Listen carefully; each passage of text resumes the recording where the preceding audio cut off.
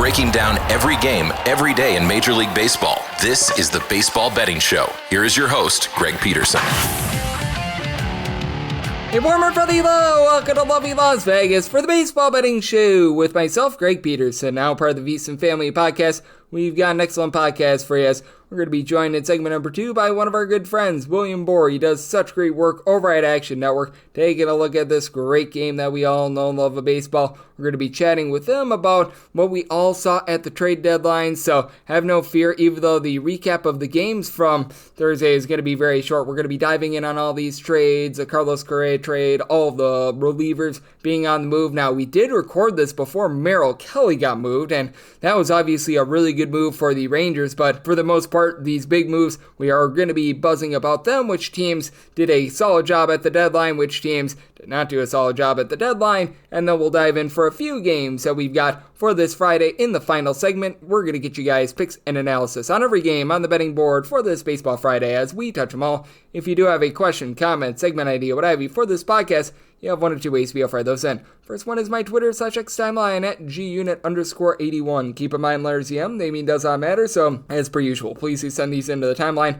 And the other way is find an Apple Podcast review. If you rate this podcast 5 stars, it is very much appreciated. From there, you're able to fire in whatever you'd like to hear on this podcast via that 5-star review. While I did not get in any Twitter/X questions today, everything is powered by Edge Boost. Over at Edge Boost, they are doing a great job of taking care of bettors and making sure that 100% of gambling transactions are approved. When you go to edgeboost.bet, put in that promo code of Greg, G-R-E-G. That's going to get you a dollar for dollar match on your first deposit up to $25. Now let's take a look back at everything that we did see in baseball on Thursday. Try to find some trends and try to get to know these teams a little bit better. Games from yesterday is Greg buzzing about. Here is the rowdy recap. The Reds versus Braves game was absolutely drunk and it was absolutely amazing. 12-11, the Atlanta Braves get the job done as Carlos "Cookie" Carrasco gets his first start in quite some time, and he goes 6 innings, he allows 3 runs, and then the bullpen from there was not able to do their part, which that's a little bit surprising considering how old and ancient Carlos "Cookie" Carrasco is. And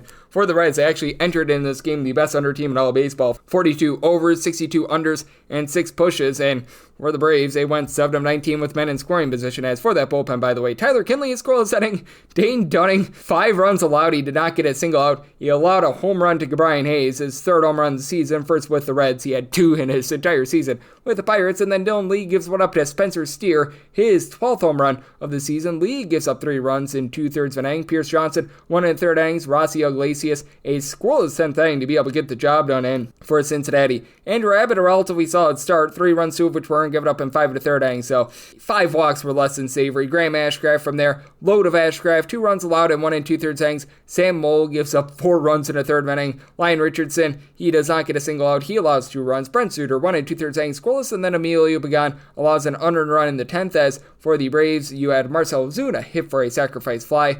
The Seattle Mariners get a 6-0 win over the Walker Texas Rangers, and big dumper Cal Raleigh goes deep once again. His league-leading 42nd home run season off of Kumar Rocker, and Rocker, he also gives up home run number 3 of the campaign to Cole Young. For Mr. Rocker, he gives up 3 earned runs over the course of 4 2/3 innings. From there, Jacob Latz gives up 3 runs, 2 of which were earned in 1 1/3 innings, and Luis Curvello, he makes his MLB debut, 2 scoreless innings, and for the Rangers, nothing doing off of George Kirby, who goes 6 scoreless innings. Caleb Ferguson and Casey Lugumina come into this game. Lugumina out of the bullpen scoreless. Trent Thornton 1 2/3 innings scoreless, and Mr. Ferguson a scoreless inning. And the New York Yankees led off the day with getting the job done 7-4 against the Tampa Bay Rays. As for the Rays, Ryan Pepiot just completely destroyed. 7 runs allowed in 4 innings as he gives up home run to Giancarlo Stanton, 8th home run of the season, and Ben Rice, 16th home run season. Marcus Stroman wasn't great, 4 runs allowed in 5 innings. Had a long rain delay in this one, and Yuri De Los Santos holds down the 4-for-3 scoreless innings. Jonathan Loaizaga, a scoreless inning, and for the Rays, Kevin Kelly, Mason Montgomery piecemeal together a combined scoreless inning, and Joe Rock, well, he did rock. He was able to supply 3 scoreless innings, and for the Rays, they've also been one of your best under teams in all baseball. 45 over 61 unders and 4 pushes, and if you're looking at what we're all getting in baseball right now trend-wise, overall for the season, it has been an underwhelming season with the underrating at about 52.4%, 800 and 20 unders to 745 overs. Meanwhile, the money line favorites, they have been hitting at about a clip of 57%, 921 and 698 on the money line. Meanwhile, in the last 7 days in Major League Baseball, favorites just 47 and 45 on the money line. Meanwhile, with regards to the totals, 44 unders, 40 pushes, and you've had, I believe, 9 or 10 pushes along the way as well. So that's what we got in a very small slate of baseball on Thursday, and that's where we're getting trend-wise. Coming up next, we're going to recap the trade deadline and take a look at a few games that we've got for Friday with our good friend William Boor of Action Network right here on the Baseball Betting Show. With myself, Greg Peterson, now a part of the Beast and Family Podcast. Breaking down every game, every day in Major League Baseball. This is the Baseball Betting Show. Here is your host, Greg Peterson.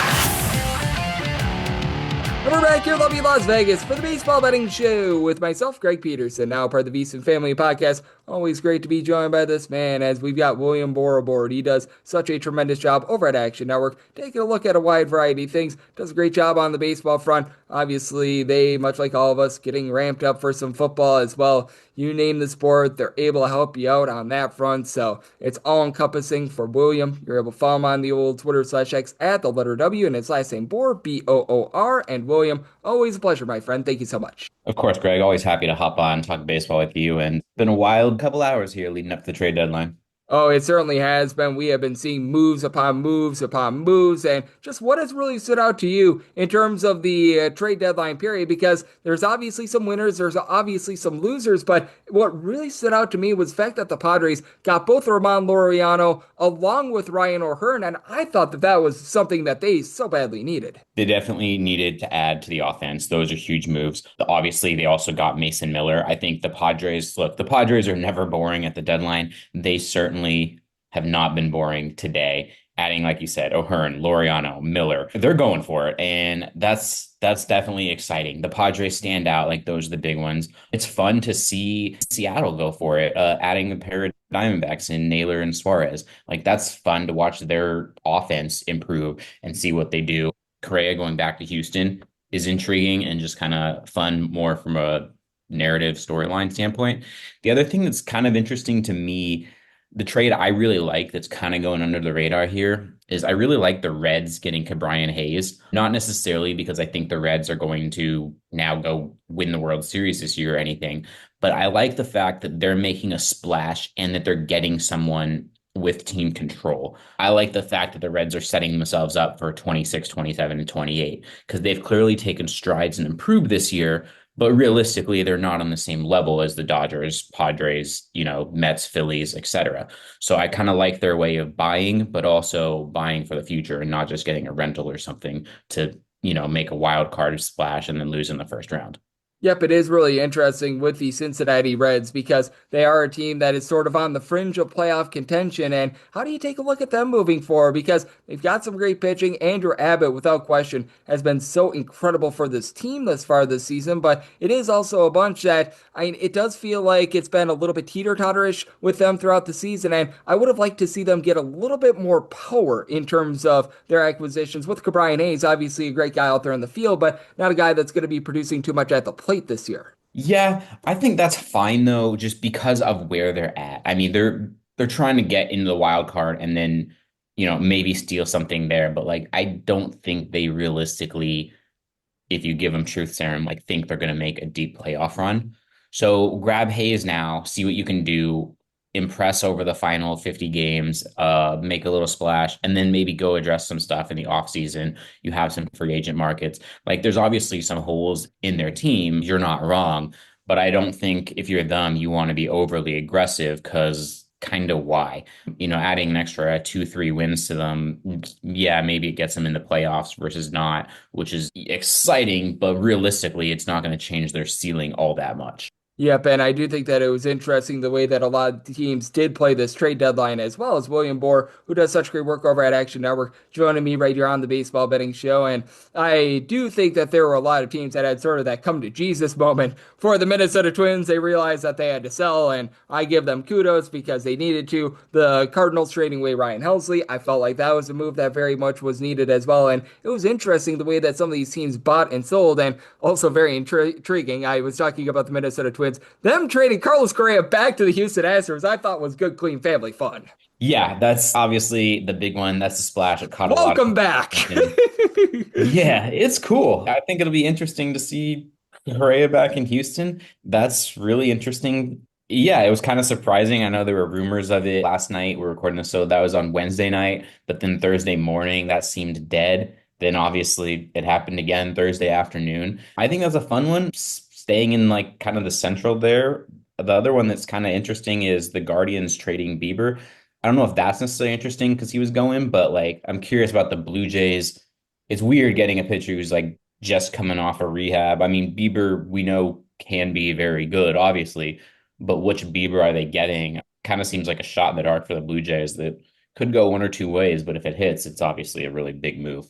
Yep, I do think that it was a very solid move for them because it felt like it was relatively low risk, high reward for them as well. Because, hey man, the way that the Minnesota Twins paid Carlos Correa a bag and the fact that they didn't have to pay that money, you know what? That's good for the Houston Astros. They just have to pick up the rest as of right now. And obviously, they're going to be locked in for quite a few years with that regard. But I do think that for the Houston Astros, they made a nice move there. And they are one of the intriguing teams as well because for the Astros, they've had control of the ALS and I don't see anyone overtaking them, even with what the Seattle Mariners have done. But it just feels like they haven't necessarily been the strongest team this season. And being able to bring back Carlos Correa from those glory runs of the past, I thought was a great move for them. Yeah, I mean, familiarity with the franchise definitely helps. You know, he knows everything. He could be a voice with postseason success in that locker room.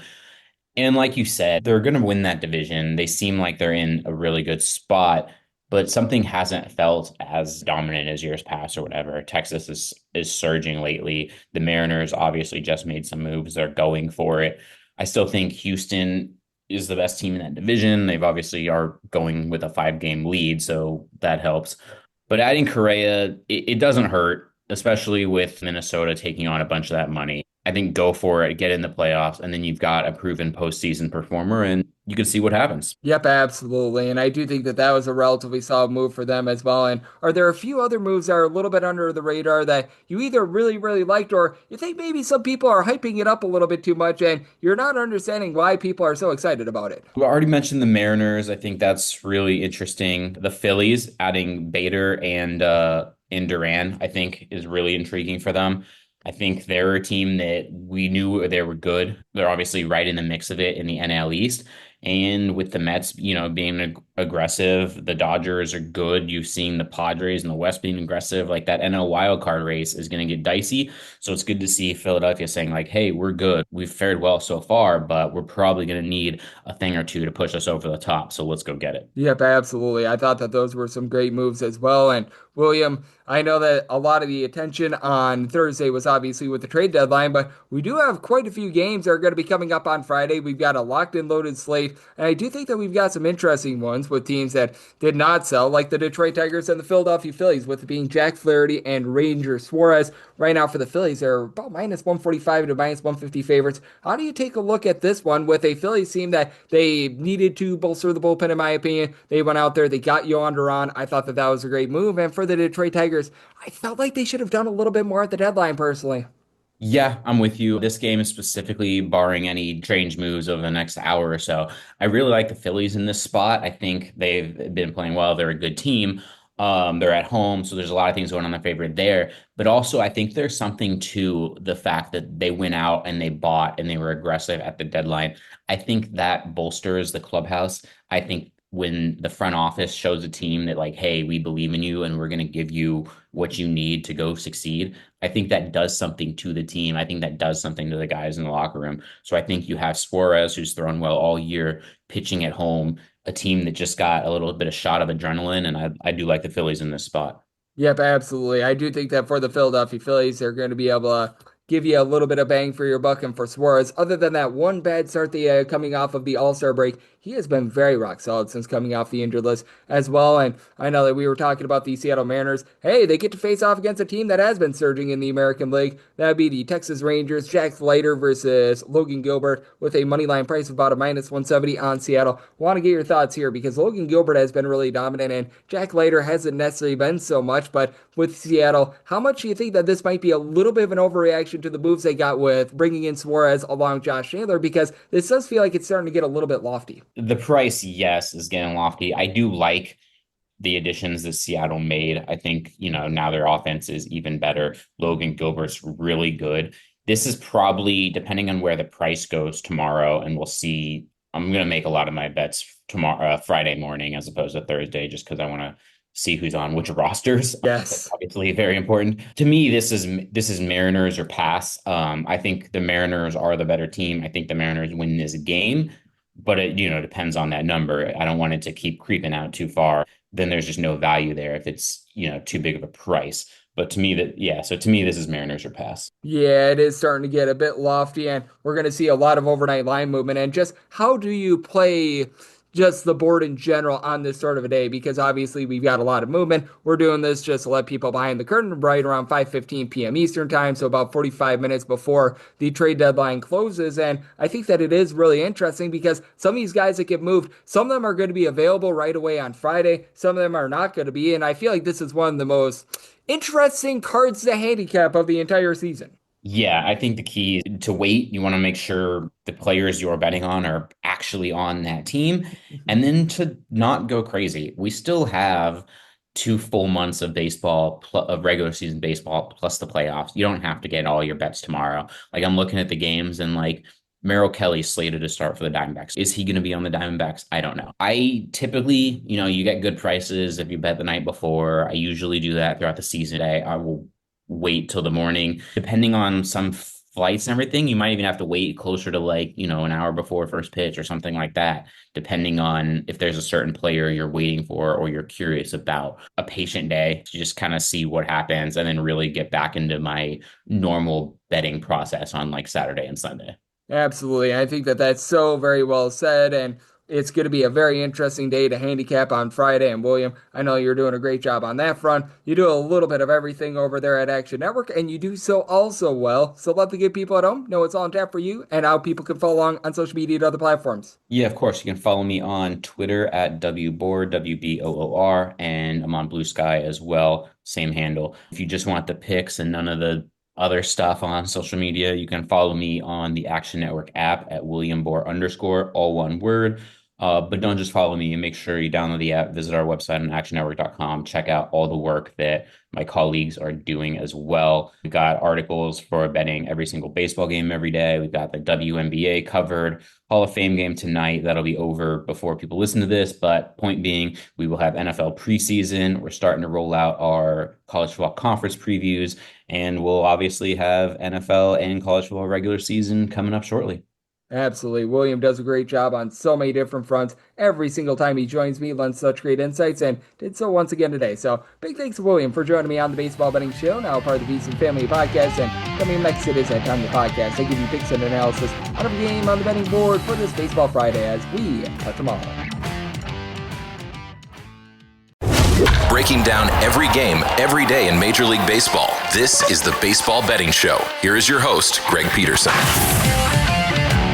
And we're back here in lovely Las Vegas for the Baseball Betting Show with myself, Greg Peterson, now part of the VSiN Family Podcast. Always great to be joined by William Boor, who does such great work over at Action Network, taking a look at this great game that we all know and love of baseball. Every single time he joins me, he lends such great insights. He did so once again today. So a big thanks to William for joining me in the last segment. Now it is that time of the podcast. I give you picks and analysis on every game on the betting board for this Baseball Friday as we touch them all. If a game is listed on the betting board, Greg has a side and a total on it, so it is time to touch them all. Do note that as per usual, any changes that are made to these plays will be listed up on my Twitter/X feed at gunit_81, and we're going to be going in Las Vegas rotation order. This is where we go with the National League games first, then the American League games, any interleague games, those are going to be at the bottom. That'll keep things all nice, neat, clean, and easy. And my goodness gracious, this is going to be a murky board with all of the moves that we saw on Friday. So this is going to be subject to change. I always put the handicap spreadsheet link. It's a VSiN link in the description for wherever you get this podcast. So if you're not downloading this and you're not checking Twitter/X, I've got you guys all covered there because there probably will be some changes. So be mindful of that. But how about if we do get things started with 9:51, 9:52 on the card? The Atlanta Braves are going to be heading on the road road to face off against the Cincinnati Reds. And yes, we're on to Cincinnati, and they're on to Brady Singer getting the start for them, and Bryce Elder hopes to not look elderly for the Atlanta Braves. Minus 121 is the opener on the Reds, plus 110 for the Bravos, and 9 is the total. The over is minus 125, and the under is plus 105, and I did set the Cincinnati Reds as a pretty sizable minus 139 favorite. I'm going to be willing to back them on the money line with the Cincinnati Reds unit. They did acquire a few pieces at the trade deadline. Would have liked to have seen a little bit more. The offense really didn't get a lot of pop, but I mean, for this Atlanta Braves team, it's been a sad and miserable run for them. And Bryce Elder, he has given up 27 runs, 26 of which have been earned in his last 5 starts. Not good, to say the least. He's rocking a north of 6 ERA, 1.8 home runs allowed per 9 innings. He's giving up about 3.6 walks per 9, so it's all not good right now for our good friend of Mr. Bryce Elder. Meanwhile, you've got a Cincinnati Reds team that, they've been a little bit above league average in terms of their run scoring. It hasn't necessarily been amazing, but you know what? They're doing enough to be able to get the job done. Ellie De La Cruz has been your main man. He's been able to supply you with 18-plus home runs, the 20-plus stolen bases, the on-base percentage. He's been rock solid there, but how about the acquisition of Austin Hayes, who he spent a lot of the year on the injured list? He's been able to do a nice job, giving you a double-figure amount of homers, hitting 275. You've had TJ Friedel along Gavin Lux, both give you above a 355 on base as well. It's a Reds bullpen that is a little bit murky, as I just have never really been too much of a believer in Emilio Pagan because he does give up a lot of homers, but he is still giving you a sub-3 ERA. Brent Suter has been pretty solid in this bullpen. You've had Tony Santillan give you a sub-3 25 ERA as well, so these guys are pretty good. And for the Atlanta Braves, it is a bullpen that has been rough, with Raciel Iglesias being absolutely awful for this team. He's posting up an ERA that is hovering right around 5. To start Carlos Cookie Carrasco yesterday. Desbel Hernandez, since coming up from the minor league level, hasn't been great. They've now got Tyler Kinley from the Colorado Rockies. He's got over a 5 ERA, so this is a less than savory bullpen. The lineup has been solid. Drake Baldwin is sitting above a 270. He's been supplying the team with a double-figure amount of homers. They really didn't trade off too many of their big-time bats. You still have Ronald Acuna Jr., obviously. He's been able to give you a home run every about 13 to 14 at-bats, 429 on base. Matt Olson, a 365 on base, 18 home runs. Marcell Ozuna, 360 on base, 15 home runs. So these guys are able to do a solid job of being able to mash, and I do think that when it comes down to it, the Cincinnati Reds are going to get a much better start out of Brady Singer, who does have a 4.60 ERA. 3.5 walks per 9 innings is a little bit less than tremendous, but now 3 runs or fewer allowed in 11 out of his last 13 starts, so he's rounded into good form. So with the Reds, I set them at a minus 139. I like their money line. I did set my total 9.2. Here at the 9, I'm in on the over. 953, 954 on the card. The Milwaukee Brewers are on the road facing off against the Washington Nationals. Mitchell Parker goes for the Nats. Jose Quintana is on the bump for Milwaukee, and Milwaukee is a favorite of minus 142 plus 129 on the Washington Nationals, and total on this game is 9. The over is minus 115, and the under is minus 105. I did set the Brewers at a minus 148 on the money line. I'm going to be willing to lay it. I'm very curious to see if this wackadoo sack continues with the Milwaukee Brewers, because they play in a ballpark in American Family Field that isn't necessarily pitcher friendly, not necessarily friendly to hitters either. It's pretty neutral, but they're averaging 4.2 runs per game at home. That's towards the bottom half of the big league. 5.4 runs per game away from home, though. That leads all of baseball, so that has been very curious, to say the least. And with this Milwaukee Brewers unit, you've been able to have just a lot of guys move the line, as you're not necessarily getting a lot of power out of these guys. You've got William Contreras, who's seen a downtick with regards to his power, but he's still giving you about a 340 or so with regards to his on base. You've been able to have Sal Frelick, Bryce Terang do a nice job giving you at least 15 stolen bases. They're both above a 340 on base. Your lone 2 guys that are currently healthy, with Rhys Hoskins on the injured list, that are supplying over 8 home runs. Christian Yelich with 20 home runs. Jackson Chourio, he's been able to pick up 17 bombs as well. Brewers didn't necessarily do a ton at the trade deadline, so that's a little bit less than amazing, unless if there was a move that I missed. But I mean, the likes of a Caleb Durbin give you a 340 on base. Isaac Collins, 375 on base, is rock solid, and this Brewers bullpen has come along for the ride. Top 4 in terms of bullpen ERA since the beginning of the month of June. The likes of Yo Payams, Elvis Figueroa, that were failing the team towards the beginning part of the season, they're gone. Now you've got Aaron Ashby,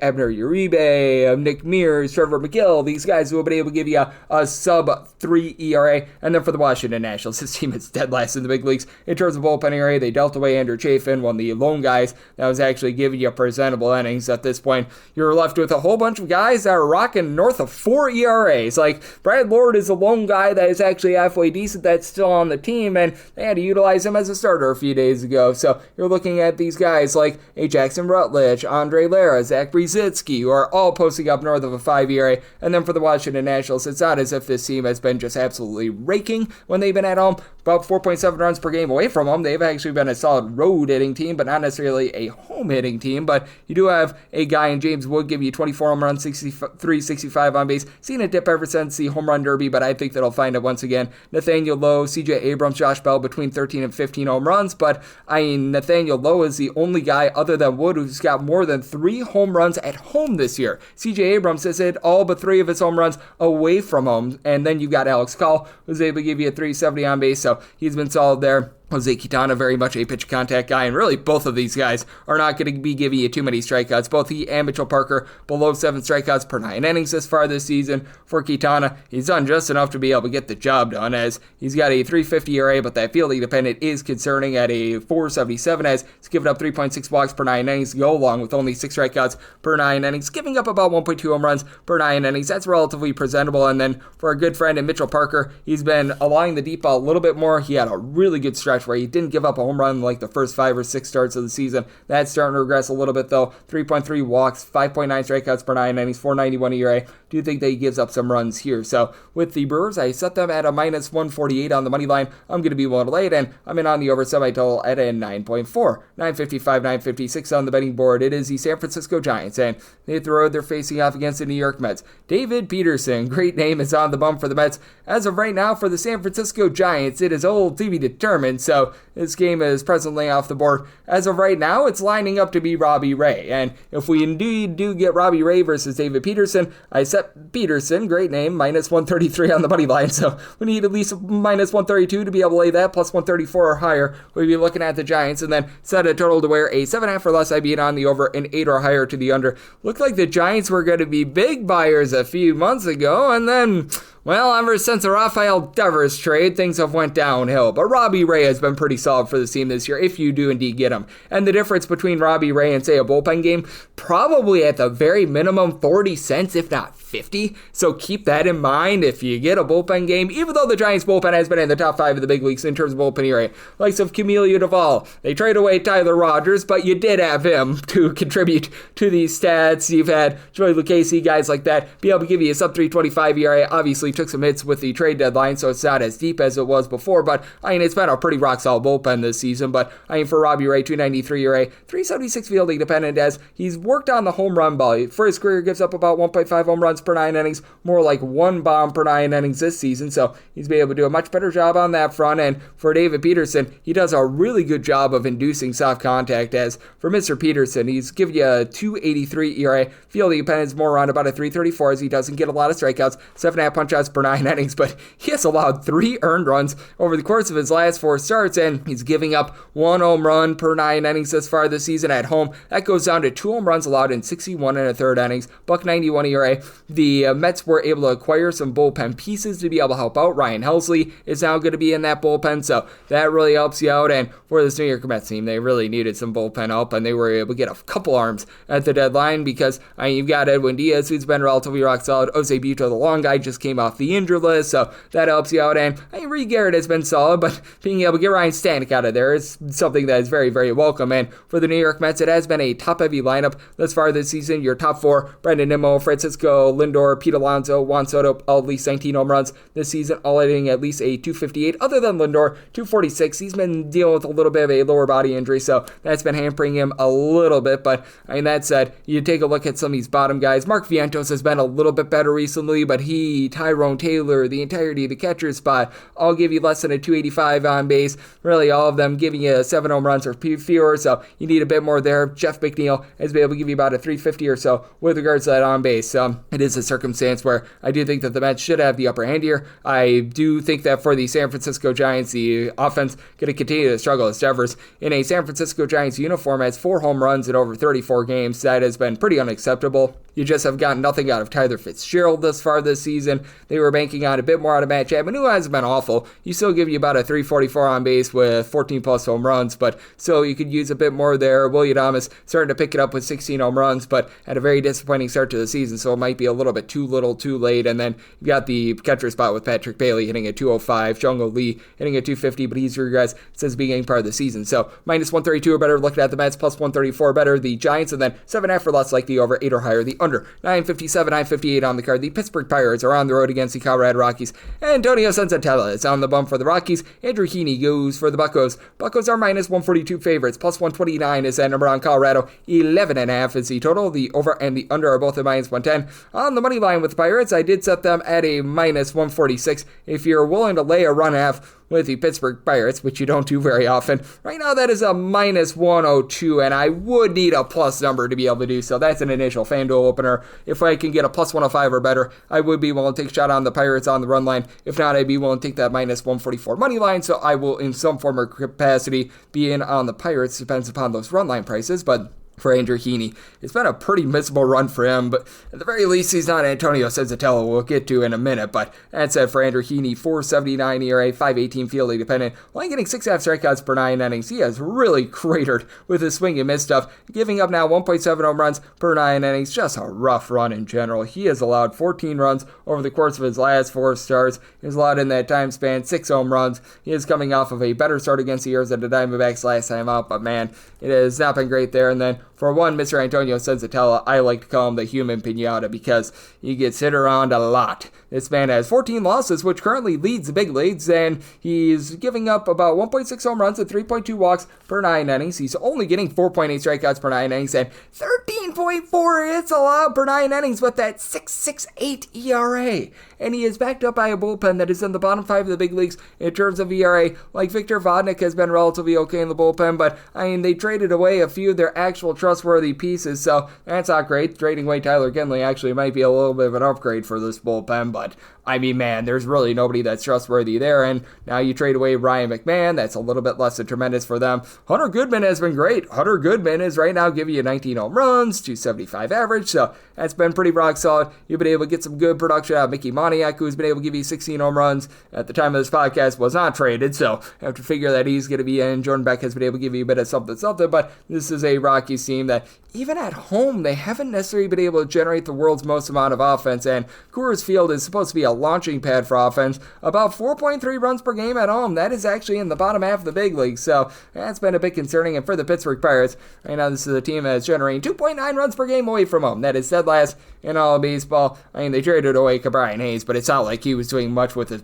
bat either, and you've right now got 3 guys on the roster with more than 5 home runs this season. Brian Reynolds, Oneil Cruz, and Andrew McCutchen, so that's not amazing. And then just so many guys hitting below a 225 for this team. That's not even funny. Cruz, who I mentioned before, you've got Emmanuel Valdez, Alexander Canario, Henry Davis, Jared Trollo, and a lot of the young guys that they called up that didn't work out. Well, now they have to play because they traded away pieces at the deadline. For the Pirates, this has actually not been a terrible bullpen, but David Bednar was no longer pooping the Bednar, got traded away, so that's a little bit less than amazing. Dennis Santana has been pretty solid in this bullpen. He's been giving you a sub-2 ERA. Braxton Ashcraft, Isaac Manson, sub-250 ERA, so I do think that for the Pirates, they do have a nice leg up with regards to the bullpen, and I do think that they get to Senzatella. Did some I total 11.1. I just don't know if the Rockies do their part with the total, like the under and the Pirates right now on the money line, but I'm going to be looking for plus money on that run line. 959, 960 on the card. The St. Louis Cardinals are on the road facing off against the Slam Diego Padres. Nick Pivetta is on the bump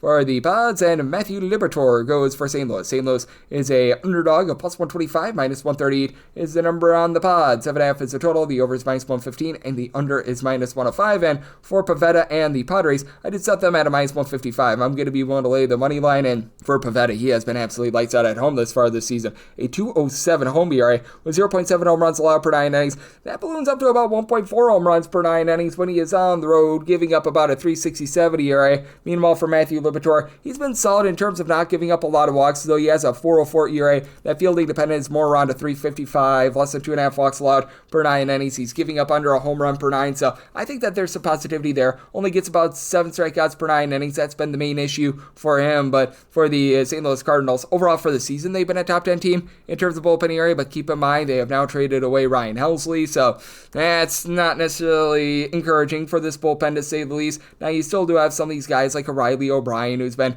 pretty solid. He's been able to give this team a sub-3 ERA. You've had Matt Savanson be able to step up, Jojo Romero, so I mean it's still a relatively solid bullpen, and for the St. Louis Cardinals, they didn't really trade away too many of their bats, but it's not like this team has been really mashing. They are in the bottom 7 in the big leagues in terms of home runs on a per-at-bat basis, with Wilson Contreras, his 14 home runs, along with Alec Burleson's 14 home runs, currently leading the way for the team. Both of these guys about a 340 on base. You do have Brandon Donovan, who's hitting at 285, so that's been solid, and Victor Scott really doesn't hit for average at a 225, but he has been able to give you 29 stolen bases. Lars Zupar being on the injured list has hurt this team a little bit, but I mean, it's not like he was hitting for too much average either. And for the San Diego Padres, they did get some acquisitions, bringing in Lamont Laureano along with Ryan O'Hearn, if I saw correctly. Both of these guys should be able to help out this offense, which has been very rough towards the bottom because they signed Jason Hayward in the offseason. He didn't work out. You've got Manny Machado, Fernando Tatis Jr., both above a 360 on base. They've been able to combine for 37 home runs. These guys have been amazing, and Luis Rice is now hitting a 295. That helps out. And Xander Bogaerts no longer has been useless, but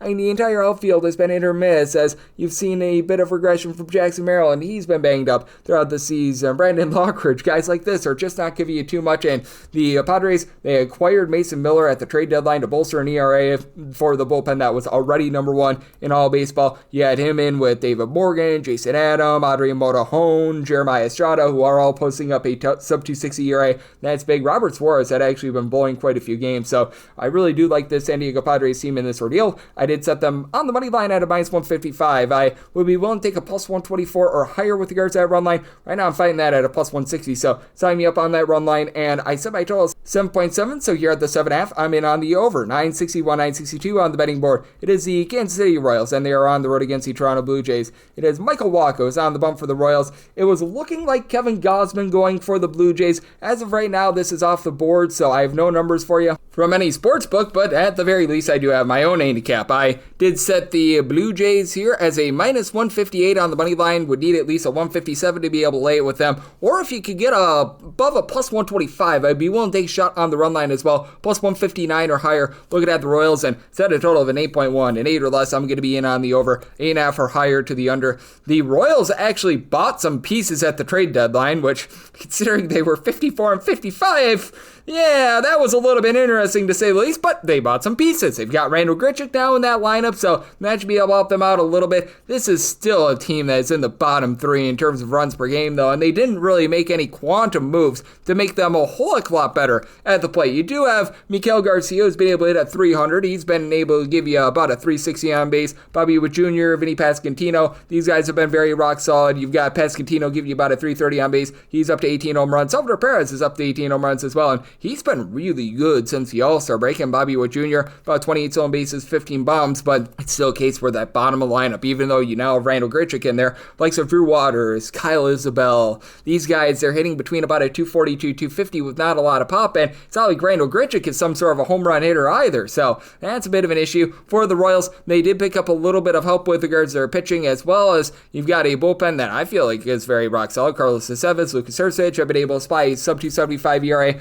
apiece. Daniel Lynch being out has been hurting this team a little bit, but you know what? You've got John Schreiber. He's able to give you a 3.16 ERA. Steven Cruz has been a little bit up and down, but overall, I do like this bullpen, and for the Blue Jays, this has been one of the better teams in terms of their bullpen ERA as well. A top 8 team with that regard. You've got the Killer Bees and Braden Fisher and Brandon Little, both of these guys, a sub-3 ERA, and Uriel Rodriguez has been really good coming out of this bullpen as well. For Rodriguez, he's supplying about a 2.55 ERA. He's able to give you multiple innings. You've had a little bit of a touch-and-go sort of season for Jeff Hoffman. He's been posting up about a 2.75 ERA, but I do think that the moves that this team made at the trade deadline going to be able to help them out a little bit, as well as they were able to get a little bit of support with Sir Anthony Dominguez coming in there as well, so that's been a help. And for the Toronto Blue Jays, this team has been much better with their offense when they've been at home rather than away from home. Away from home, they're averaging less than 4.2 runs per game, 5.35 runs per game at home, as you've got a few guys that are currently on the injured list. George Springer has been dealing with a little bit of injury, and Alejandro Kirk currently being on the injured list. That does hurt the team a little bit, but Ernie Clement is hitting above a 275. You've got Vlad Guerrero Jr., Bo Bichette, and Addison Barger, all between 13 and 15 home runs this season, and in the case of Guerrero, a 400 on base. Bichette is hitting about a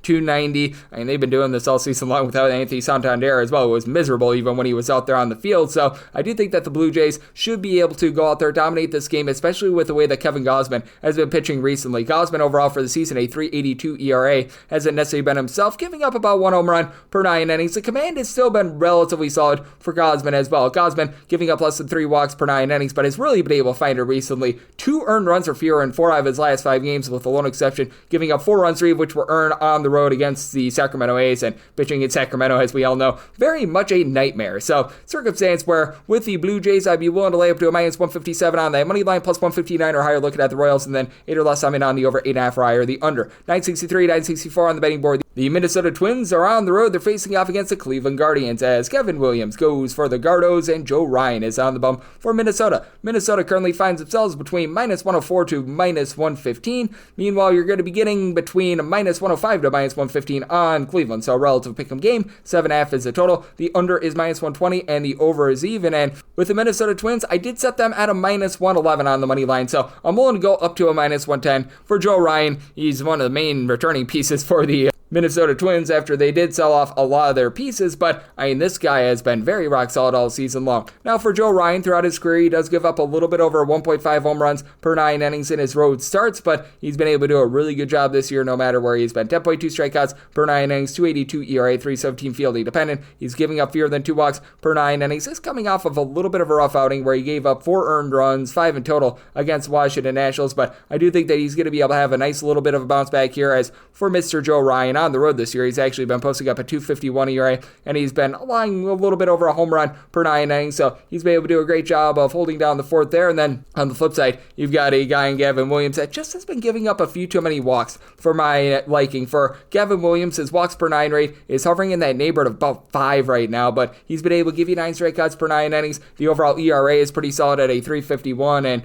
he's been able to do a really good job recently with giving up a combined 6 earned runs over the course of his last 4 starts, backed up by a bullpen that is still pretty solid for the Cleveland Guardians. They were one of the teams that really didn't do a ton at the trade deadline with regards to buying or selling, and for this Cleveland Guardians unit, I do think that you're going to be able to get a little bit more production moving forward out of this lineup, as Jose Ramirez has been able to supply you with 21 home runs, 371 on base. You've had Steven Kwan do a nice job moving the line with a 350 on base. Carlos Santana, he's been really having a tough time with regards to batting average, still give you about a 322 on base, but it's really been the bottom of the lineup that has been killing this team. The likes of John Kenzie Noel whenever he's been out there, Bo Naylor, Daniel Schneemann, these guys hitting below the Mendoza line of 200 has been rough for Schneemann. He's up to a 221, so yay, verily there. Kyle Manzardo is starting to come on, though. He's hitting about a 240, 18 home runs. You do like to see that. And for this Cleveland Guardians bullpen, it has been one that has been very, very much improved here over the last few weeks, as Eric Sabrowski, Nick Enright have been very good cogs for this team. They've both been able to give you a sub 250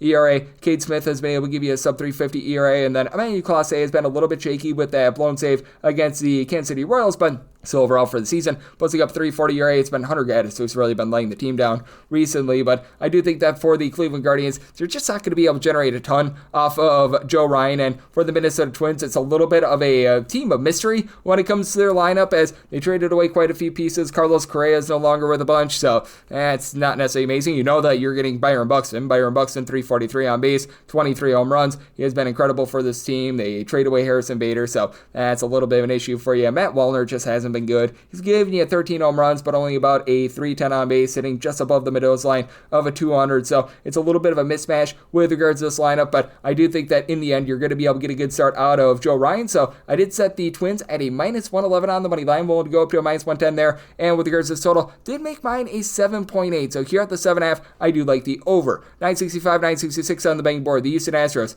are on the road. They're facing off against the Boston Red Sox. Currently, it is Hunter Brown who's going to be on the bump for the Astros, and it is old to be determined who's going to be going for Boston. So this is a game that's presently off the board. When I was looking on CBS Sports, they were projecting Cooper Criswell, so that tells me that it's going to be most likely some form of a bullpen game with perhaps Criswell as a little bit of a bulk guy, so I'm pretty much projecting a bullpen game. I set the Astros at a minus 126 on the money line, willing to go up to a minus 125 there, plus 127 or higher, going to be going with Boston, and then a 8.5 or less, I'm going to be in on the over, a 9 or higher to the under, as I did set my total at 88.6, as for Houston, they've been a little bit anemic with their offense recently, but I mean, the way that they attacked the trade deadline was very impressive to me. They pick up Carlos Correa, so old welcome back Potter situation there. Carlos Correa, I think, is going to be able to give this team a little bit of help. He hasn't necessarily been able to give you a ton of power this season, but at the very least, he's going to be able to move the line. He's going to find a way to be able to get on base. As for the Astros, uncharacteristically, they don't have a lot of guys that do the most amazing job of getting on base. Like Christian Walker, Yenier Diaz, these are two guys that have been able to hit home runs, 13 plus apiece for both of them, but they just have not been able to give you above a 300 on base, so that's been a bit of an issue for you for the Houston Astros. Obviously, Jeremy Pena being on the injured list has been rough for them, so they've needed some infield help. Now, they've been able to have Isaac Paredes step up for them. He's been supplying the team with over 19 home runs this season, but he's been dealing with injuries as well, so that's been a little bit of an issue for you, and I do think that for the Houston Astros, Cam Smith is going to continue to be rock solid. He's been able to give you over a 330 on base, and for the Boston Red Sox, they didn't necessarily add a lot of bats at the deadline, but they didn't need to, because without Rafael Devers, all these young guys have been able to step up and do a really good job for the team. Weiler Abreu is wilding out. He's been able to give you 20 home runs. Trevor Story, I know it's been a little bit of a touch and go season for him, but Story has been able to hit now for a 250. He's up to 17 home runs. You've had Alex Bregman come off the injured list. He's given you about a 370 on base. He's been able to notch 14 home runs. So these guys are really stepping up for this bunch. You've had Rami Gonzalez be able to hit for about a 295. Abraham Toro, Rob Snyder, these are two guys in between about a 260 to 270 as well. So good depth there. And for the Boston Red Sox, this bullpen has been one of the best in all of baseball. Even with not picking up a ton at the deadline to be able to help out this bullpen, they really haven't needed it, because you do have a long guy in Garrett Whitlock who should be able to see a few innings in this one. He, Bren Bernardino, Chris Murphy, Greg Weisert, they've all been able to give you a sub 3.25 ERA. Justin Slayton being on the injury list to start them, but they've had Justin Wilson be able to step up as well. And then for the Astros, this has been one of the best bullpens in all of baseball. The Bryants, Brian King, Brian Abreu, Josh Hader looking like the Josh Hader of old, Stephen Okert, so many guys give you a sub 3 ERA. It has been impactful. So interesting circumstance here with a guy in Hunter Brown who's been pretty dominant all season long with his 2.54 ERA, but we have seen a little bit of regression out of him recently. He has given up at least 3 runs in 3 out of his last 4 starts. Came back in his last start against the Athletics, looked a little bit more solid there, and he's overall for the season been very dominant with 10.5 strikeouts per 9 innings. He's given up less than a home run per 9, not really walking a lot of guys, which was always a bugaboo for him in the past, fewer than 3 walks per 9 innings. And with Mr. Brown, he's been posting up an ERA on the road of about a 270 with giving up less than a home run per 9 innings. So I did set the Astros to where I'm willing to lay up to minus 125 there, plus 127 or higher. Looking at the Red Sox, and then 8.5 or less, I'm in on the over 9 or higher. The under 967, 968 on the betting board. You've got the Chicago White Sox, and they're going to be on the road against the LA Angels. Tyler Anderson goes for the Halos.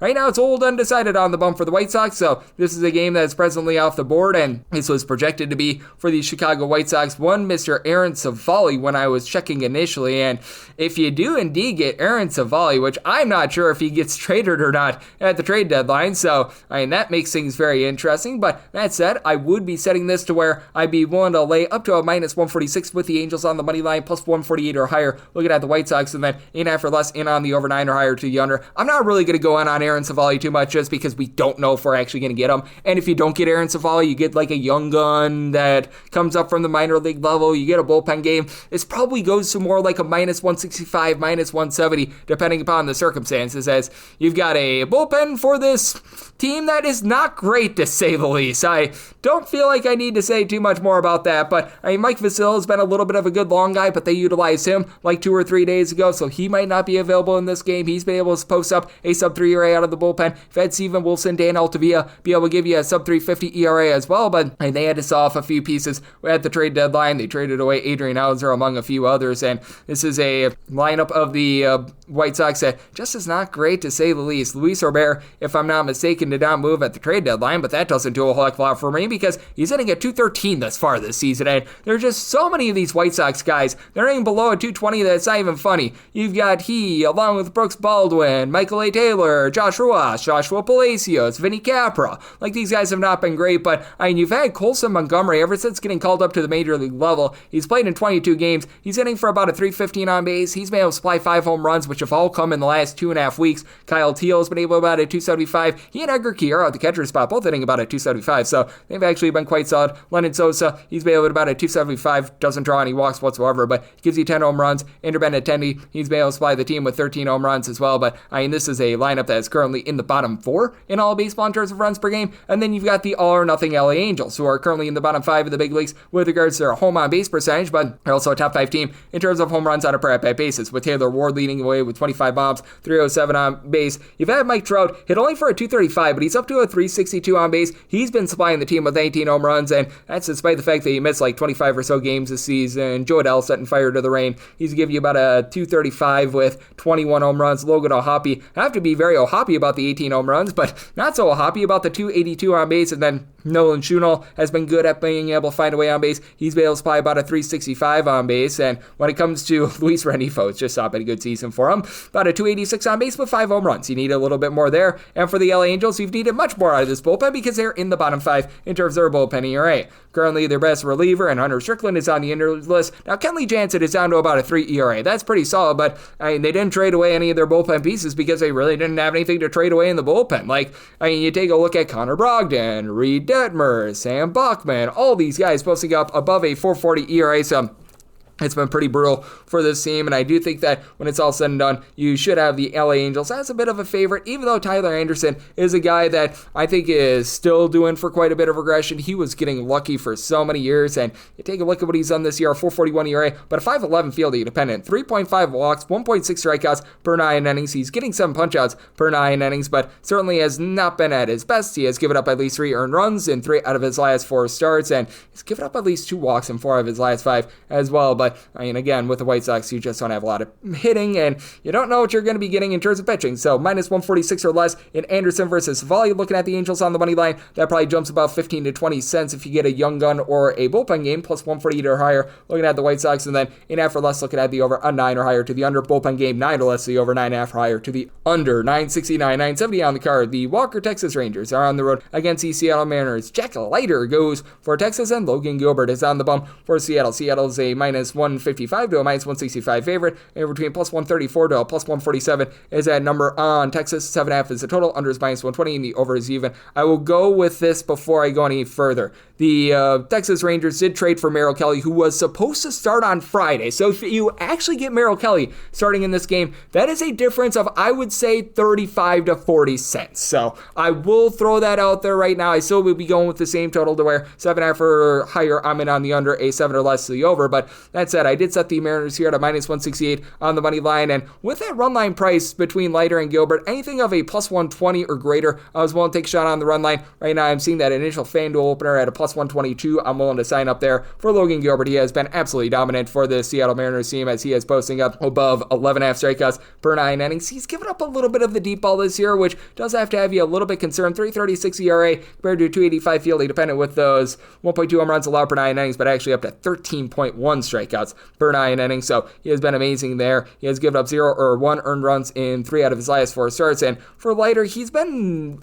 giving up a little bit too much with regards to the walks. He has been giving up darn near 4 walks per 9 innings. Now, he does get 8 strikeouts per 9, and he's been a bit better as of late. 2 earned runs or fewer allowed in 4 out of his last 5 starts, but I do wonder if we're going to be seeing a bit of regression with him. He's got a 4.09 ERA with a 4.40 fielding dependent, and for Texas, what has actually really been the hallmark of this team this season has been the bullpen. They're currently number 1 in the big leagues in terms of bullpen ERA ever since June 1st, at the very least in terms of the American League, as the Padres have been surging with their bullpen as well. But you take a look at these guys like Kobe Milner, Chris Martin, Robert Garcia, Sean Armstrong. They're all giving you a sub-3 ERA. Jacob Webb has been coming along for the ride a little bit as well. They obviously picked up a little bit of pitching at the deadline as well. And then for Texas, you've had this offense really be able to surge. Here in the month of June, they've been a top 3 offense in terms of runs per game after they were completely anemic to begin the season, as you've got Adolis Garcia, Wyatt Langford, and Corey Seager up to 15 home runs apiece. For Corey Seager, coming off the injured list, he was initially very much struggling, but over the last 30 days,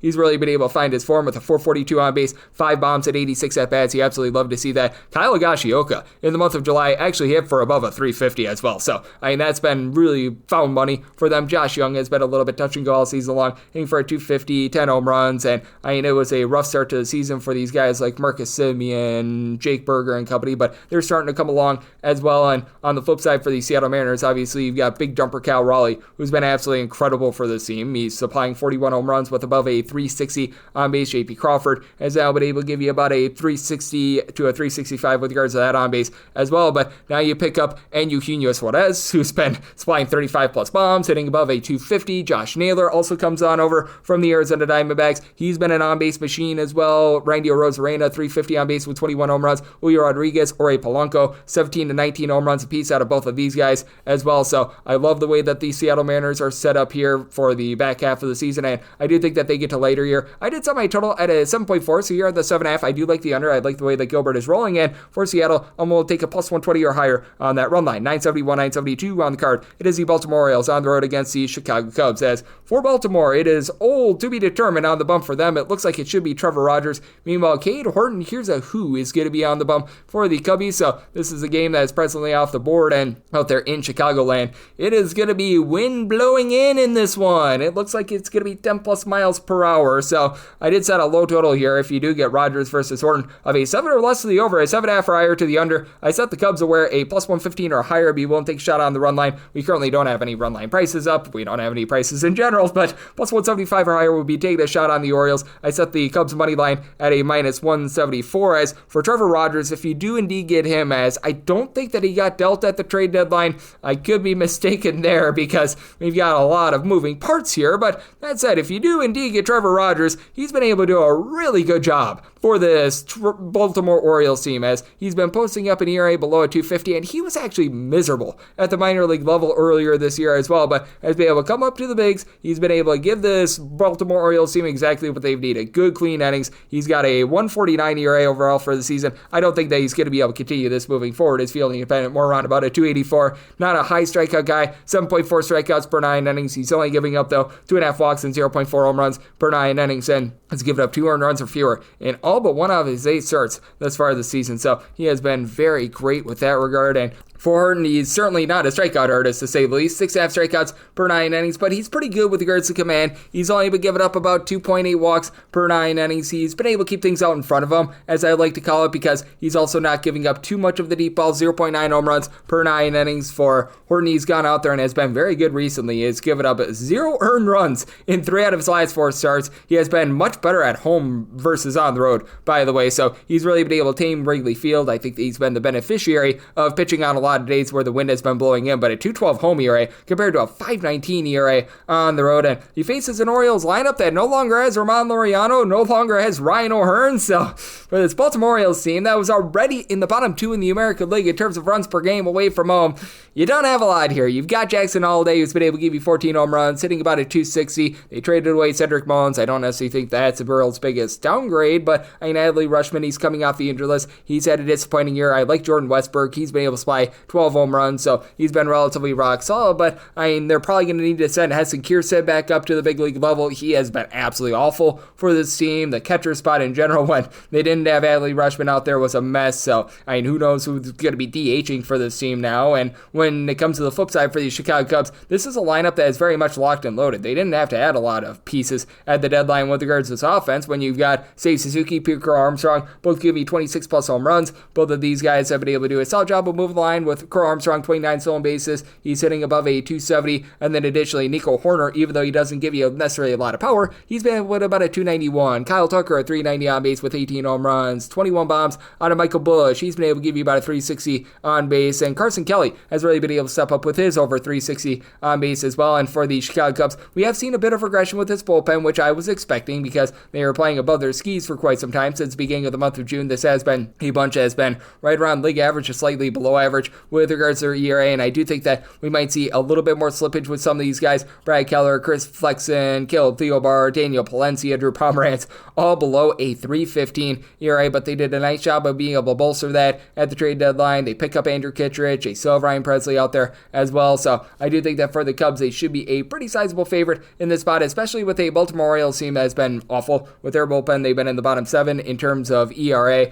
They do trade away Seranthony Dominguez, Gregory Soto at the deadline, so that means that you're looking at Cade Stout, Grant Wolfram, and probably Corbin Martin in that bullpen. Yunier Cano, everyone other than Martin has above a 4 ERA. Keegan Aiken has been relatively solid, but you're dealing with the injury to Felix Bautista as well, so it is a circumstance where with the Cubs, I'd be willing to take a plus 113 or higher on the run line. I would need a plus 175 or better to take a shot on the Orioles, and set a total to where at 7 or less, I'm in on the over, 7.5 or higher to the under. Keep in mind, wind blowing in about 10 miles an hour here, 973, 974 on the card. It is the Detroit Tigers, and they are on the road against the Philadelphia Phillies. So Ranger Suarez is on the bump for the Phils, and Captain Jack Flaherty goes for Detroit, and Detroit does find themselves as a underdog of anywhere between plus 122 to a plus 131, between minus 140 to minus 150. That number on the Phils, and 8.5 is the total. Under is minus 120, and the over is even. And with the Philadelphia Phillies, I did set them on the money line at a minus 144, so I'd be willing to go with that minus 140 up to a minus 143 for Suarez. He had one bad start coming out of the All-Star break, but past that, he has been great. He has given up 3 earned runs or fewer in all but 2 of his starts as far as the season, and the first one was his first start coming off the injured list. So, I mean, as steady as they come since he's come off the injured list, below a 235 ERA, giving up only about a half a home run per 9 innings. Not necessarily the biggest swing and miss guy, 8.5 strikeouts per 9 innings, but he has given you at least 5 punch-outs in 4 of his last 5 starts, so that's been pretty rock solid for the Philadelphia Phillies. They do shore up that bullpen, bringing in Yohan Duran from the Minnesota Twins. He's going to be able to help a big-time sub-2 ERA, and boy, did this bullpen need it, because Ryan Kerkering has given you an ERA below a 3. You've been able to get some pretty solid innings out of Matt Strahm along with Tanner Banks, but Joe Romano has been an issue. Joe Ross is currently on the injured list. That's actually not a bad thing because he has been that bad. Max Laser, you can't necessarily trust in him, in my opinion, and for this Philadelphia Phillies lineup, it's been a case where you've had a lot of guys move the line, get on base, not necessarily a ton of power outside of Kyle Schwarber. Schwarber up to 37 home runs. He's giving you a 380 on base. And Bryce Harper, 372 on base. Since he's come off the injured list, he's certainly been able to give this team some really nice pop over the last 30 days. He's hit 6 home runs in his last 86 at-bats, so you do like to see that. For Trey Turner down for what? Really good at being able to swipe bags, 25 stolen bases, 343 on base, 11 home runs. Love to see that. And Nick Castellanos, he's up to 14 home runs. Could use a little bit more towards the bottom of the full. Max Kepler hitting just above a 200 has been an issue. Yohan Ross, whenever he's out there, has not necessarily been able to give you a ton with regards to the bat, but I mean, this is a bunch that I think is very much set up for a nice postseason run. And on the flip side, you got a Detroit Tigers team that I thought that they were going to make a few more moves at the trade deadline personally. They relatively stand put on this one, as you did pick up Kyle Finnegan from the Washington Nationals. That helps out the bullpen a little bit, but even he's got above a 4 ERA, as Tommy Kahnle have both been really struggling this season. You've had Brant Herter be a really good long guy. He's able to give you a sub-3.3 ERA, and Will Vest below a 3 ERA as well, but Tyler Holton has been a little bit all over the place as well. And for Captain Jack Flaherty, he has been captain of the Give It Up Home Runs Club thus far this season. As for Flaherty, the whiffs have been there. He's been giving you over 10.5 strikeouts per 9 innings. The walks per 9 rate, that's in the neighborhood about 3.6 with 1.6 home runs per 9 innings. Big reason why he's got a 4.51 ERA despite the 4.13 fielding dependent and all the strikeouts. Now, for Flaherty, 3 earned runs or fewer given up in each of his last 5 starts, 6+ strikeouts in every one of those starts as well. So he's been able to do a pretty good job with that regard, but I do think that for Flaherty, he's going to have a tough time against this offense, and for the Detroit Tigers, it has been a bunch that ever since the All-Star break, they've just needed a little bit more pop with regards to their lineup, as well as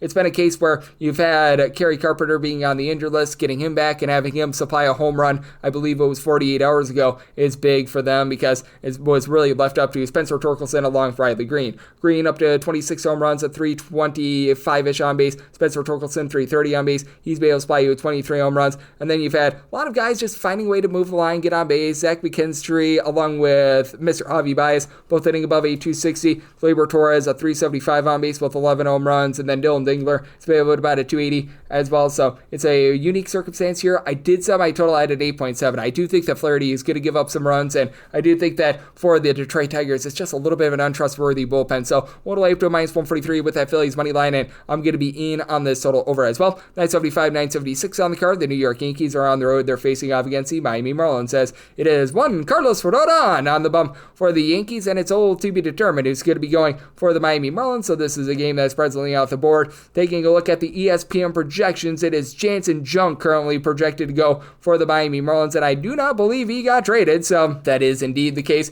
Yeah, I set the Yankees at a minus 131 on the money line. We'll lay up to a minus 130 there. Plus 132 or higher, we'll be looking at the fish. And then then I set a total to where a 7.5 or less. I'm in on the over, an 8 or higher to the under for Carlos Rodon. He's been good at being able to keep the ball in the yard when he's been on the road this season. The biggest bugaboo that he has had over the last few seasons has been giving up those pesky home runs. As for Carlos Rodon, overall for the season, 3.18 ERA, fielding dependent more in that neighborhood about a 3.81 because he has been giving up 1.2 home runs and 3.5 walks per 9 innings. He's still a good strikeout artist, north of 10 strikeouts per 9 innings, but he's had a little bit of a rough run of things recently. At least 3 runs allowed in 3 out of his last 4 starts for Mr. Rodon. It's been a case where on the road he's been able to keep the ball in the yard a little bit more. On the road, he's actually got a 3.38 ERA compared to a 3 ERA at home, but at home he's giving up over 1.5 home runs per 9 innings. On the road, he's giving up closer to about 0.8 home runs per 9 innings, and on the flip side, Jansen Junk has been anything but junk for this Marlins team. I guess the old saying now goes, one team's junk is another team's treasure, but for Jansen Junk, what I love about him is that he doesn't inflict errors upon himself, and by that I mean he's not giving up a lot of walks.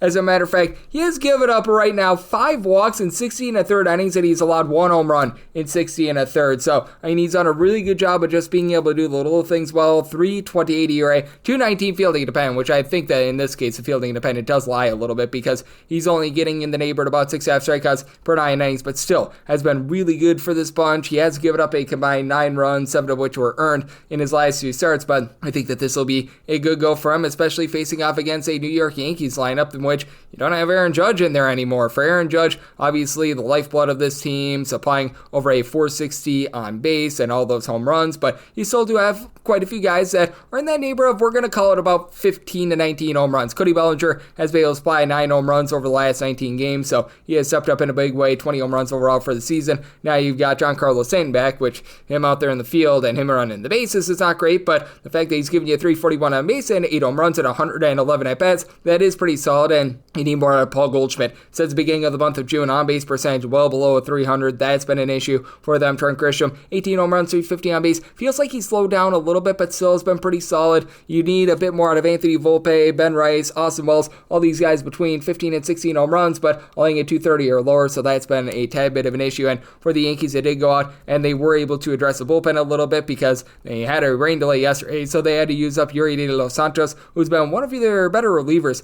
this far this season. And Luke Weaver, since coming off the injured list, has not been himself, but he and Tim Hill have both been able to give you an ERA below a 350. You've got Fernando Cruz, who's been pretty solid for the team as well, but he's been a little bit banged up throughout the season as well. They pick up Camilo Duvall, they pick up Tim Hill. That has been a guy that they've had for quite a while, but David Bednar, they also get him from the Pittsburgh Pirates, so this is a bunch that they get a lot of bullpen pieces. Now, 1 or 2 of these guys might not be available in this game because of travel, but for the Miami Marlins, this has also been a very improved bullpen. Since June 1st, they have been in the top 7 in the big leagues in terms of their bullpen ERA. Really didn't sell off any bullpen pieces at the trade deadline. You saw the likes of Lake Bakar, Cade Gibson, Anthony Bender, Ronnie Enriquez, these guys who have been able to give you a sub 375 ERA. And for the Miami Marlins, this team has really struggled with their offense at home. They've got some of the biggest home and road splits they're going to find in all of baseball. For Miami on the road, they've been generating 4.8 runs per game, 3.66 runs per game at home. That runs per game mark at home is dead last in the National League, mainly because you just don't get a lot of power out of these guys. You've had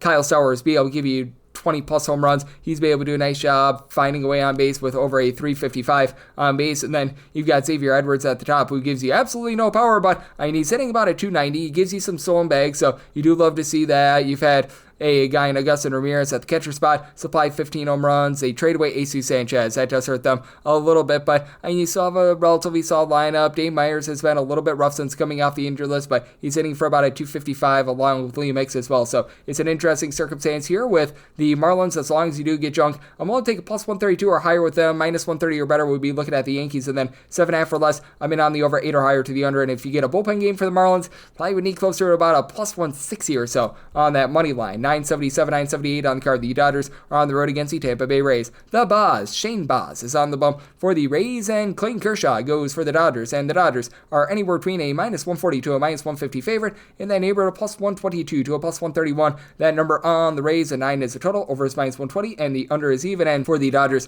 I did set them on the money line here at a minus 121, so I'm going to be able to take a shot on the Tampa Bay Rays. The Dodgers did make some moves at the trade deadline to be able to improve themselves, but they also traded away Dustin May, which I thought that was very interesting to say the least. But for Clayton Kershaw, it's been sort of an up-down all-round season for him, as he's been giving you a 3.62 ERA, 4.10 fielding dependent, as he's just not the guy that he once was. Only 5.9 strikeouts per 9 innings. He's not really hurting himself, giving up less than a home run and 2.7 walks per 9 innings, but I mean, he has been very inconsistent thus far this season, and when it comes to what you're able to get on the flip side out of the Wizard of Oz, as they like to call him, it's been a rough go of it for him with regards to giving up hard contact, 1.4 home runs allowed per 9 innings, but he is getting darn near 9 strikeouts per 9 innings, has been improved recently. He had that blow-up start against the White Sox where he gave up 8 runs, but between 2 and 3 runs allowed in 4 out of his last 5 starts, and for Mr. Boz, he has been able to hone in a little bit and is backed up by the far better bullpen in this game. For the LA Dodgers, they did go out, they did acquire a few bullpen pieces, but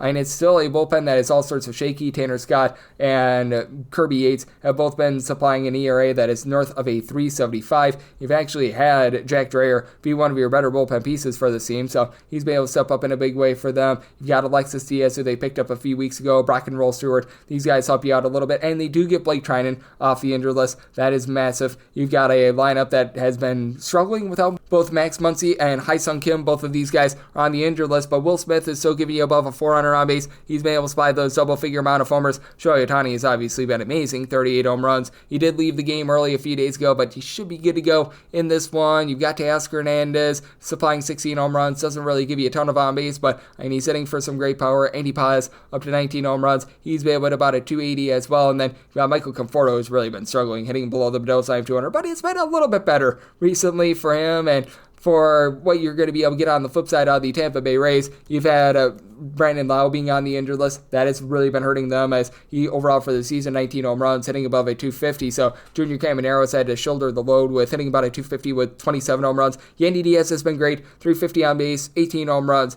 The bottom of the lineup has been a little bit suspect, though. The entirety of the catcher spot, Taylor Walls, all hitting below a 225. Haven't been able to get a lot out of Christopher Morel either, though I will say Jose Calabria along with Chandler Simpson, a combined 66 stolen bases. These two guys have been absolutely magnificent this season, and for the Tampa Bay Rays, it is a top 10 team in terms of their bullpen ERA. With all these guys, they're able to give you an ERA below a 3, with having Pete Fairbanks, Hunter Biggie when he's been out there as he's been dealing with injury, Manuel Rodriguez, Garrett Clevenger, Eric Orze, all these guys stepping up. Ian Seymour, a guy that they called up from the minor league level, has been able to do a pretty solid job as well. They acquire Brian Baker and Griffin Jacks. I don't think that helps them out whatsoever in this bullpen, but still, I do think that for the Tampa Bay Rays are being a bit undervalued here. We'll take a plus 122 or higher with regards to that money line, and get some by total 9.1. I think that Kershaw and Boz both give up some runs, home in on the over, and wrap things up with 979, 980 on the card. It is the Arizona Diamondbacks on the road against the Athletics.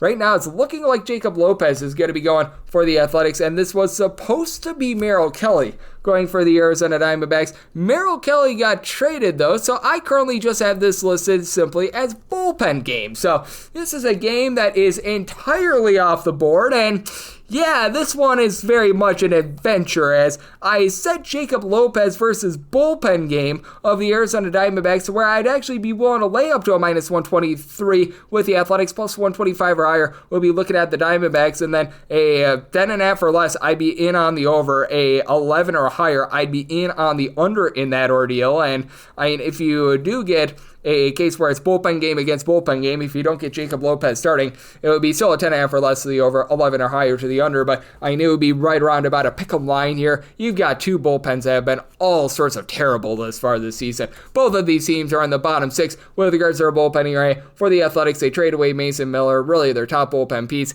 You've had Michael Kelly be able to step up, give you a sub-3 ERA. Sean Newcomb has not been terrible as a long guy, but everyone else has just been pretty rock bottom rough. And for the Arizona Diamondbacks, outside of Shelby Miller, you've got nothing in this bullpen whatsoever, and Shelby Miller is currently on the injured list, so you're looking at a poo-poo platter of different guys that are right now supplying at least a 4 ERA. Kyle Bacchus, Bryce Jarvis, Jake Woodford, they have not been good. Would not be surprised if Anthony DeSclafani, by the way, gets a start here. He's made a spot start or two for the Arizona Diamondbacks already. He's rocking a 3.86 ERA and is a stalwart from the San Francisco Giants, but for the Diamondbacks.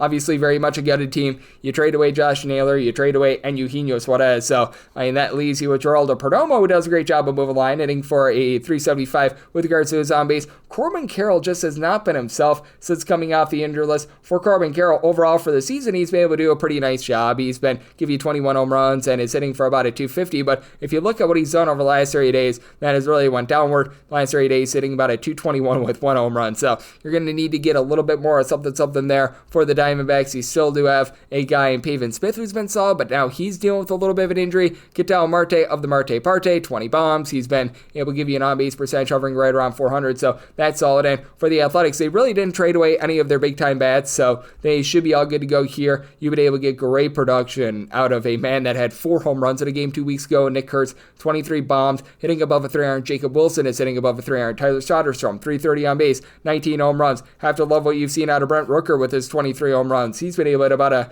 275 as well. Lawrence Butler is a guy that has been able to give you a little bit of pop as well. So, you've got a pretty powerful team. So, if you do indeed get Jacob Lopez going against a bullpen game, which not going to go too far into Lopez because we don't know if he's starting or not, but I can tell you he's getting you over 10 strikeouts per 9 innings. Walks have been a little bit of an issue. He doesn't necessarily go the deepest into games, but if it's Lopez against bullpen game, minus 123 or better, looking at the A's, plus 125 or higher, the Diamondbacks, and then 10.5 or less, looking at the over, 11 or higher to the under. Same goes for the bullpen game against bullpen game, but a bullpen game versus bullpen game, that's pretty much a pick 'em price, and that'll wrap things up for the murky Friday edition of the Baseball Betting Show right here on the VSiN Family of Podcasts. I hope that you guys were able to bear through all this. Like I said, check back in the AM on the link that I have provided in the description with regards to my handicap spreadsheet, because man, it is a very murky board, but we did our best with it, and William Boor was able to help me out. He does such an amazing job over at Action Network, taking a look at this great game that we all know and love of baseball. If you do like hearing from this fine podcast, Baseball Betting Show, you're able to subscribe wherever your podcast, Apple Podcasts, Google Play, Spotify, Stitcher, and TuneIn.